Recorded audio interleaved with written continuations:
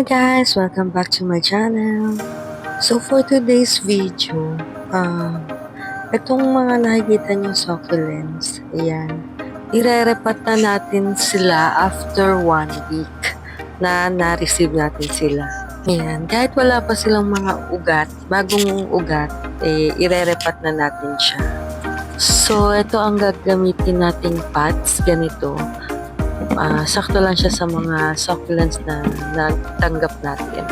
So, kukuha lang ako ng pamatong para, yan, hindi masyadong makalat pag naglagay tayo ng mga soil mix. So, let's start. Ayan. So, maglalagay lang ako ng soil mix natin.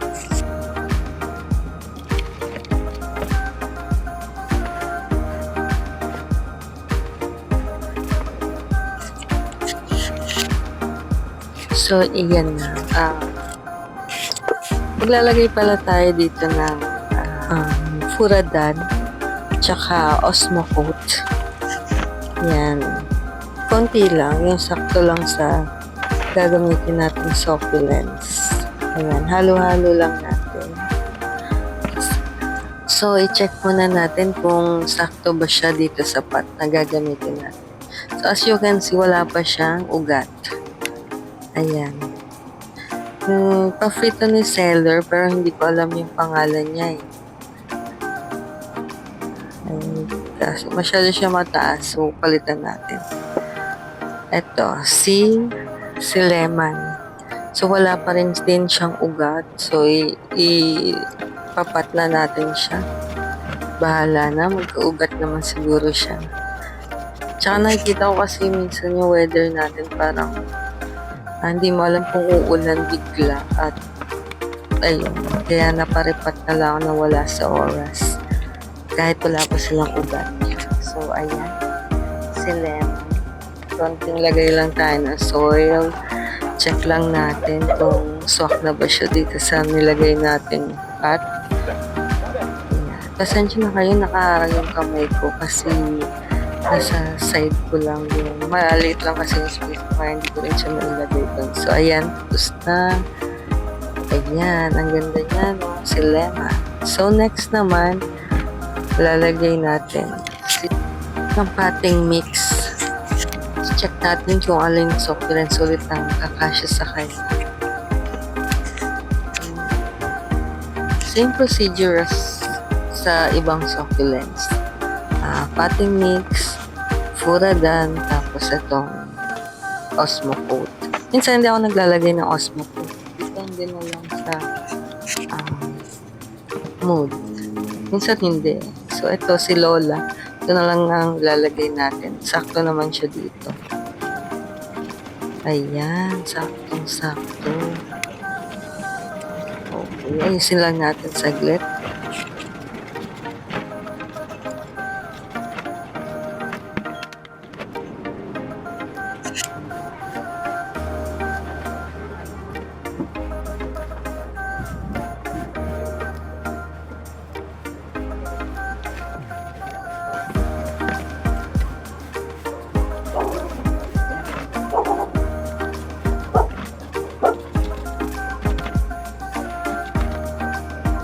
So, ayan. Okay na. So, ayan. Si Lola. Next. Ito naman. So, ito. Gamitin ko lang yung dati kong pot. So, para sakto lang kay Pink Room. Ayan.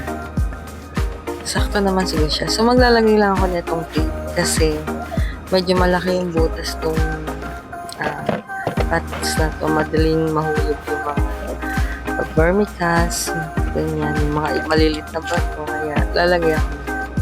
Hindi naman siya makaka-apekto sa succulents. Kasi may butas-butas din siya. So, ayan. Maglalagay ulit tayo ng soil.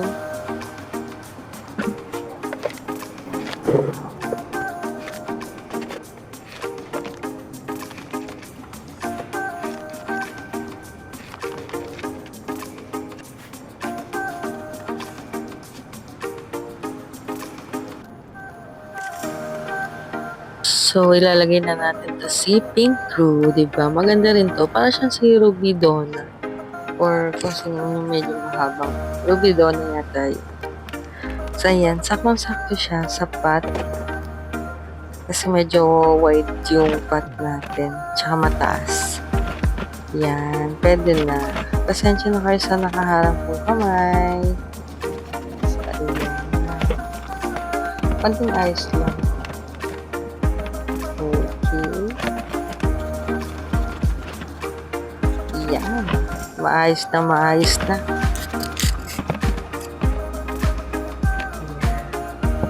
So, next naman, I see ito yung pots. Lalagay lang tayo ng soil mix ulit. Lumang pots na rin yan, pero wala na kasi akong ibang sasakto dyan sa pa-free ni seller. Mas marami ako yung bago. Wala pa rin siyang ugat. So, ayan. Sakto lang siya dito. Diba? Nakahanap ng pot. Kasi yung binili ko, yung akala ko kasi mga flatten lang siya. Yung katulad ng kay Lola, ganyan. Doon tumataas si Lola. Pero hindi katulad na itong si pa-free ni seller. Hindi ko alam yung name nito. Sana naman sa nakakakilala sa succulents na to, pa-comment naman po. Salamat! Yan. Ayos lang natin para maganda naman. Yan. So, tapos na. Eto na po sila.